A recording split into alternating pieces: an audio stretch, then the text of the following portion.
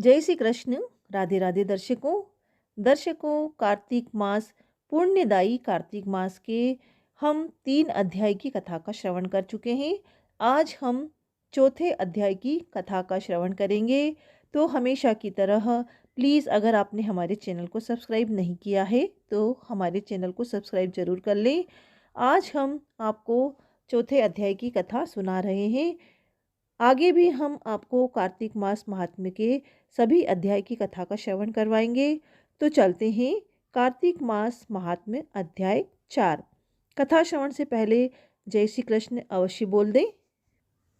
कार्तिक मास के अध्याय 1, 2 और 3 में हम सत्यभामा के पूर्व जन्म की कथा का श्रवण कर रहे थे। अब हम सुनते हैं। नारद जी ने कहा, ऐसा कहकर भगवान विष्णु मछली का रूप धारण करके आकाश से जल में गिरे। उस समय विंध्याचल पर्वत पर तप कर रहे महर्षि कश्यप अपनी अंजलि में जल लेकर खड़े थे। भगवान उनकी अंजलि में जा गिरे।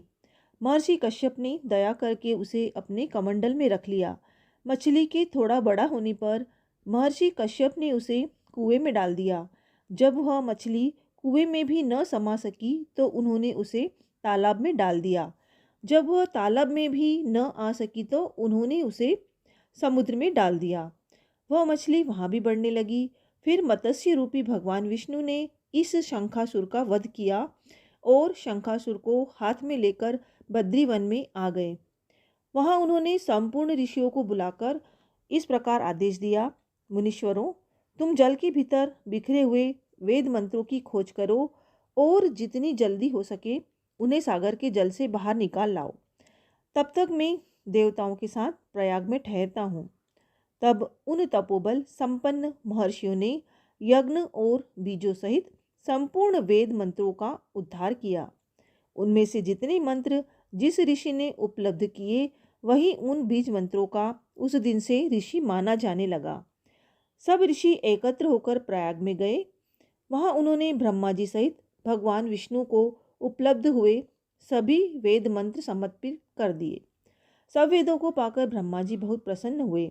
उन्होंने देवताओं और ऋषियों के प्रयाग में अश्वमेघ यज्ञ किया। यज्ञ समाप्त होने पर सब देवताओं ने भगवान से निवेदन किया, देवाधिदेव जगन्नाथ, इस स्थान पर ब्रह्मा जी ने खोए हुए वेदों को पुनः प्राप्त किया है और हमने भी यहाँ आपके प्रसाद से यज्ञ भाग पाए हैं। अतः यह स्थान पृथ्वी पर सबसे श्रेष्ठ पुण्य की वृद्धि करने वाला एवं भोग तथा मोक्ष प्रदान करने वाला हो। साथ ही यह समय भी महापुण्यमय और ब्रह्मघाती आदि महापापियों की भी शुद्धि करने वाला हो तथा तय स्थान यहाँ दिए हुए दान को अक्षय बना देने वाला भी हो, ऐसा वर दीजिए।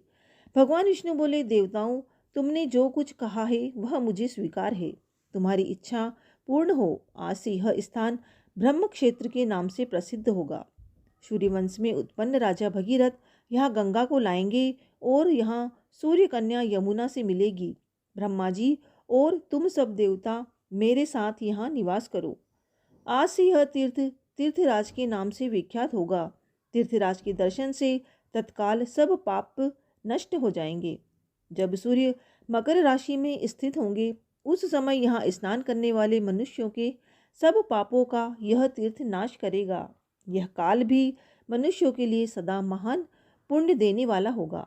माघ में सूर्य के मकर राशि में स्थित होने पर यहाँ स्नान करने से सालोक्य आदि फल प्राप्त होंगे। देवादिदेव भगवान विष्णु देवताओं से ऐसा कहकर ब्रह्मा जी के साथ वहीं अंतर्ध्यान हो गए।